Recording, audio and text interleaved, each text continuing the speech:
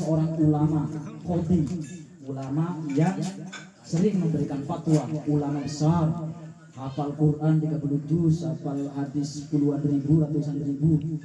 Bertanya ini ibu-ibu ke ulama itu meminta fatwa. Wahai kiai, wahai ulama, saya mau tanya, bagaimana hukumnya sebenarnya itu, caranya itu mengajak orang sholat itu bagaimana hukumnya? Apakah memang harus sekali mengajak keluarga untuk sholat itu? Apa hukumnya memang wajib sekali atau nafsi-nafsi? Atau yang penting diri sendiri saja begitu? Yang tidak sholat ya silakan. Yang penting saya anukan apa nafsi saya, jiwa saya. Itu tanya ibu-ibu.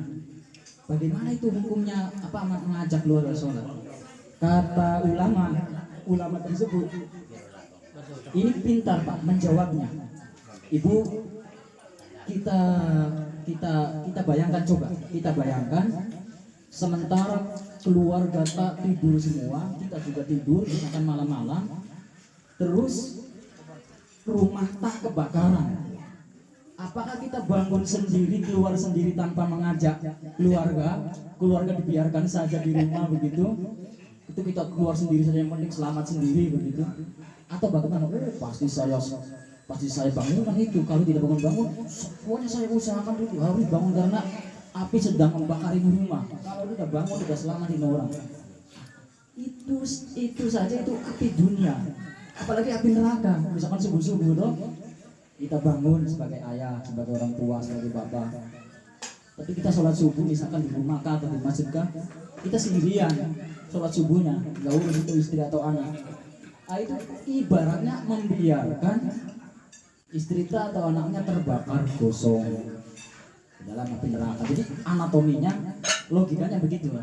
Ditanya tuh ulama ke ibu kalau rumah kebakaran, apakah kita bisa membangunkan itu keluarga? Ya pasti, bagaimana kita membangunkan supaya bangun supaya selamat. Nah, itu saja, itu kan cuma api dunia, apalagi api neraka. Harusnya lebih daripada itu kalau kita mau membangun sholat keluarga. Jadi caranya misalkan kita ke masjid atau sholat sendiri di rumah, kalau bisa ya bersama-sama, kalau tidak bisa ya kita duluan sebagai orang tua, nanti selesai sholat kita bangunkan anak atau istri sholat. Yang penting jangan sampai keluar daripada waktu sholat, jangan sampai jam 6 lebih. Yang penting masih dalam waktu subuh atau waktu yang lain. Intinya begitu Pak. Apa namanya, gambarannya itu begitu digambarkan oleh ulama. Jadi pentingnya sholat sampai seperti itu. Jadi kita membahas yang pertama tadi, syarat wajib sholat. Maksudnya kan ada syarat wajib, ada syarat sah. Syarat wajib itu orang kalau mau sholat penuhi dulu ini. Kalau tidak penuhi berarti tidak kewajiban sholat. Tapi kalau syarat sah, ketika sudah sholat dia harus memenuhi syarat-syarat itu. Jadi kalau syarat sah ada di dalam sholat, tapi kalau syarat wajib di luar sholat, sebelum sholat harus dipenuhi dulu.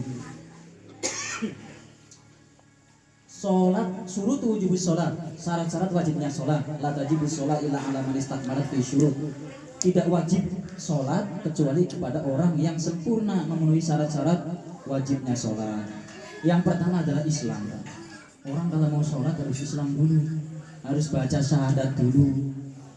Fala tajibu anal kafir, sholat itu tidak wajib untuk atau kepada orang-orang kafir, diwajibkan kepada orang-orang kafir, orang-orang Nasrani, orang-orang Buddha, orang-orang Hindu, ini selain Islam. Akan tetapi meskipun mereka tidak diwajibkan sholat, wa in kana yu'adzabu 'adzaban zaidan 'ala tartiha, tetapi dia tetap berdosa. Tidak diwajibkan sholat, tapi setiap waktu sholat datang itu orang-orang kafir dihitung dosanya itu kasihannya itu orang ini. Makanya syukur sekali kita yang sudah masuk Islam, baik dari lahir ataupun dari mana, itu harus disyukuri. Karena orang kafir itu meskipun dia tidak sholat, tidak wajib sholat, tetapi dapat dosanya, maksudnya begitu keterangan di sini. Jadi yang pertama itu orang mau sholat ya harus Islam dulu, syarat wajibnya harus Islam dulu. Yang nomor 2 itu al-aqlu, mempunyai akal, ada akalnya, sadar. Fala tajibu 'alal majnun wal mughma alaih. Maka sholat itu tidak diwajibkan untuk atau kepada orang-orang yang gila. Orang gila tidak diwajibkan sholat, Pak. Kalau diwajibkan sholat, kalau suruh masuk masjid, bikin rusak itu sholat, teriak-teriak nggak karuan, namanya orang gila. Apalagi orang gila yang nggak pakai pakaian, bikin hancur itu jamaah. Pokoknya yang namanya orang gila kan tidak punya akal dia, Pak. Tidak punya akalnya itu tertutup, sadar, masdud, tertutup. Wal mughma alaih itu orang yang pingsan, tiba-tiba pingsan begitu, pingsan, tidak sadarkan diri. Ini tidak wajib sholat, Pak. Kalau ada orang pingsan, digoyang-goyang tidak goyang toh, tidak sadar, ini artinya tidak kewajiban sholat. Maksudnya, idza janna aw agma alaihi waqta sholat kamil tasbutu anhu tilka sholat. Jika ada orang pingsan tidak sadarkan diri, misalkan jam 11 siang sampai sadarnya itu nanti jam 11 malam, maka waktu sholat yang dia pingsan, ketika dia pingsan itu tidak wajib diqodoi, artinya tidak wajib sholat, tidak wajib dibayar, asalkan pingsannya itu bersambung.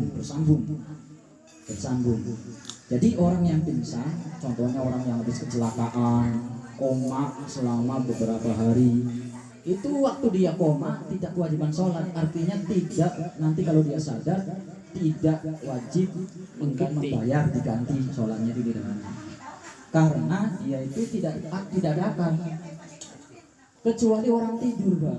Orang tidur itu lain daripada orang yang akalnya hilang. Sebab apa? Orang kalau tidur dia masih bisa digoyang-goyang, dikasih bangun, dia bangun. Kalau orang pingsan, orang koma, ditendang-tendang pun enggak ada bangun itu. Tapi orang tidur ditendang-tendang, sholat subuh sholat. Nah, dia bangun. Makanya orang kalau ketiduran lewat subuh bangun jam 7, nah itu masih kewajiban mengganti qadha, masih kewajiban itu, karena dia orang tidur itu tidak semua akalnya hilang, hanya sebagian saja kesadarannya. Tidak, contohnya orang itu kalau disuruh bangun ya bangun, benar. Lain halnya orang yang pingsan, koma. Jadi orang pingsan, orang koma, waktu yang dia lewati itu tidak dibayar. Waktu sholat yang dia lewati tidak wajib dibayar. Karena dalam sebuah hadis, ada sebuah hadis yang mengatakan yang kolang salah satu. Ada 3 golongan manusia yang tidak dicatat amalnya. Yang pertama adalah an-naim hatta yastayqizo, orang yang sementara tidur sampai dia bangun. Jadi orang kalau ada orang tidur terus dia ngomong sembarangan, tiada Tuhan selain Yesus, tiada Tuhan selain Buddha, tiada Tuhan. Dia meracau begitu sementara tidur. Nah, berdosa itu karena dia tidur. Atau dia tidur sementara tidur dia hantam temannya tuh, dia tendang temannya secara tidak sadar. Maka itu juga berdosa. Karena menendang orang dengan sengaja itu dosa kecil. Tapi kalau sementara dia tidur tidak dihitung dosa itu. Karena ada orang tidur di samping istrinya, dia bilang saya talak kok, saya cerai kok. Tapi dalam tidur kita nggak tahu itu mungkin mimpinya lagi bertengkar sampai dia emosi sampai dia bilang saya cerai kok. Cerai 3 langsung, talak baik. Nggak jadi itu, Pak, karena dia lagi tidak sadar, lagi tidur, terbawa mimpi mungkin. Itu makanya rufi'al qalam, tidak berlaku hukum bagi orang sedang tidur, apapun itu dia tingkah lakunya. Nah itu. Yang kedua adalah selain orang yang tidur, wa aisofi hatta yahtalima, anak kecil sampai dia balik. Anak kecil, kalau ada anak kecil umur 5 tahun, 6 tahun mencuri, itu tidak berdosa, Pak. Belum berdosa, belum dihitung dosa maksudnya. Tinggal orang tuanya saja bagaimana mendidiknya. Nanti manusia itu dihitung dosa atau tidaknya setelah balik. Balik itu kalau laki-laki itu sudah mimpi basah atau sudah umur 15 tahun. kalau perempuan sudah haid, sudah menstruasi gitu, itu mulai dihitung dosa atau pahala itu. Tapi kalau masih kecil dia melakukan kesalahan itu tidak dihukum. Apalagi hukum pidana saja kan tidak berlaku bagi anak-anak.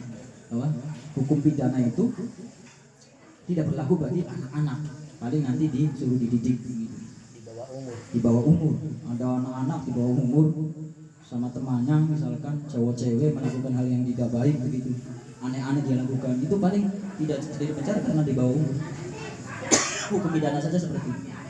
Jadi orang tidur, anak kecil yang masih kecil belum balik itu belum dicatat dosanya atau tidak dicatat dosanya. Orang tidur melakukan apapun asalkan dia benar-benar tidur, jangan main-main. Nah itu tidak.